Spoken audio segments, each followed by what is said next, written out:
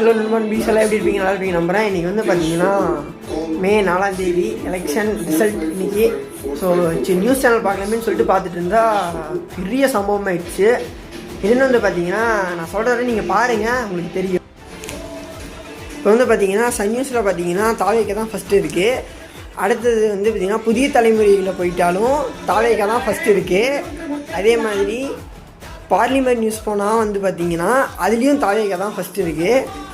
அடுத்தது நியூஸ் 18 போனாலும் தாவேக்கா தான் ஃபஸ்ட்டில் இருக்குது.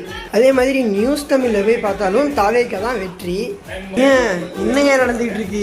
எந்த நியூஸை எடுத்து பார்த்தாலும் தாவேக்கா முன்னிலை, தாவேக்கா முன்னிலை, தாவேக்கா முன்னிலைன்னே தான் வந்துட்டு இருக்கு.